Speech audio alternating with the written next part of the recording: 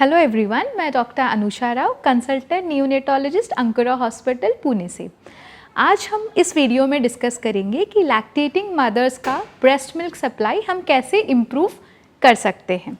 सबसे पहले तो है पॉजिटिव बर्थिंग एक्सपीरियंस। आपका इमोशनल वेलबींग डायरेक्टली आपके मिल्क सप्लाई से जुड़ा हुआ है। सो आप जितना खुश रहेंगे, हैप्पी रहेंगे, पीसफुल रहेंगे, उतना आपका मिल्क सप्लाई इम्प्रूव होगा। Second most important thing is golden hour feeding. इसका मतलब डिलीवरी के बाद फर्स्ट 1 घंटे के अंदर आपको ब्रेस्ट फीडिंग इनिशिएट करना है। इससे आपका मिल्क सप्लाई काफ़ी ज़्यादा इम्प्रूव होता है। Then most important thing third, skin to skin contact. आप जितना फ्रीक्वेंटली और जितना ज़्यादा देर बेबी को आपके स्किन टू स्किन कॉन्टैक्ट में लेके रखेंगे, उतना ज़्यादा आपका मिल्क आउटपुट इम्प्रूव होगा। Fourth important thing, hydration. क्योंकि ब्रेस्ट मिल्क में मोर देन 80% वाटर कंटेंट होता है, आपको वेल हाइड्रेटेड रहना है। कम से कम 3 लीटर पानी आपको पूरे 24 घंटे में इंश्योर करना है कि आपने कंज्यूम किया हो।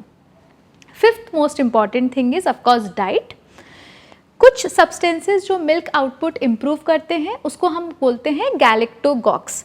ये तो आपको लेना ही है। इसके अलावा आपको इंश्योर करना है कि एक वेल बैलेंस्ड न्यूट्रिशियस डाइट आप कंज्यूम करें जिसमें प्रोटीन इंटेक काफ़ी अच्छा हो। गैलेक्टोगॉक्स में देखो, सबसे पहले इम्पॉर्टेंट है मेथी दाना या फेनिग्रीक सीड्स। तो आप इसकी सब्जी भी खा सकते हैं या fenugreek seeds with dry fruit और गोंद के लड्डू फॉर्म में आप कंज्यूम कर सकते हैं।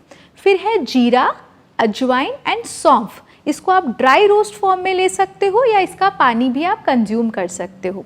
फिर है गार्डन क्रेस सीड्स। बहुत कम लोगों को ये पता है, इसको हिंदी में हम हलीम या अड़िव भी कहते हैं। इसका आप खीर बना के खा सकते हो।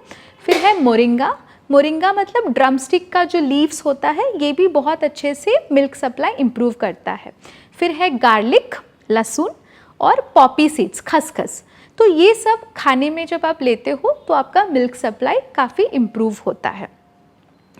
इसके अलावा डाइट के अलावा लैचिंग एक बहुत इम्पॉर्टेंट फैक्टर है। अगर ब्रेस्ट पे अगर आपका लैच बहुत अच्छा हो तो ऑटोमेटिकली आपका मिल्क सप्लाई इम्प्रूव होता है। Seventh most important thing is frequency of feeding. Of course आप बेबी को ऑन डिमांड फीड करते हो, बट कोशिश करें कि कम से कम 8 बार आप 24 घंटे में फीडिंग कंटिन्यू करें, स्पेशली नाइट ड्यूरेशन में भी। इससे भी आपका मिल्क सप्लाई बना रहता है।